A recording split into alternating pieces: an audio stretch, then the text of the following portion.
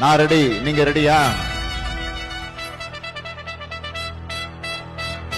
ஸ்டாலின் தான் வந்தாரு, விளம்பரம் பண்ணாரு. அதுதான் மக்களோட அழிவு. ஸ்டாலின் தான் வந்தாரு, நடு தெருவுல தான் விட்டாரு. அதுதான் தமிழ்நாட்டோ அழிவு.